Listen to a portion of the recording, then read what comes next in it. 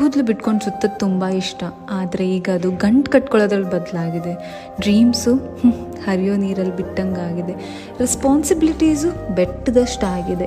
ಅಮ್ಮ ಅವಳು ನೋಡಿ ಹಂಗೆ ಕಾಣಿಸ್ತದ, ಅವಳಿಗಿಂತ ಚೆನ್ನಾಗಿ ಕಾಣಿಸ್ಬೇಕು ನಾನು ಈ ಸರ್ತಿ ಅನ್ನೋದು ಕಂಫರ್ಟಬಲ್ ಬಟ್ಟೆಗೆ ಬದಲಾಗಿದೆ.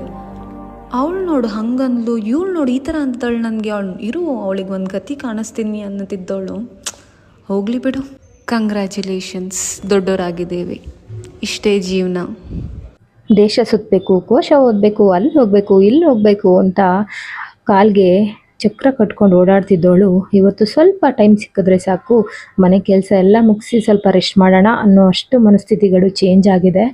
ಇನ್ನು ಮಕ್ಕಳನ್ನ, ಬೇರೆ ಮಕ್ಕಳನ್ನ ನೋಡಿದಾಗ ಏನು ಬುದ್ಧಿ ಕಲಿಸೋರಪ್ಪ, ಈ ಥರ ಚೆಲ್ಕೊಂಡು ಮಗು ತಿಂತಾ ಇದೆ ಅಂತಿದ್ದವಳು ಇವತ್ತು ನನ್ನ ಮಕ್ಕಳು ಹೊಟ್ಟೆ ತುಂಬ ತಿಂದರೆ ಸಾಕು, ಹೆಂಗೋ ಚೆಲ್ಕೊಂಡೋ ಏನೋ ತಿಂದರೆ ಸಾಕು ಅನ್ನೋ ಅಷ್ಟು ಮನಸ್ಥಿತಿಗಳು ಚೇಂಜ್ ಆಗಿದೆ ಅಂತಲೇ ಹೇಳ್ಬೋದು. ಸಂತೆಯಲ್ಲಿ ಮನೆ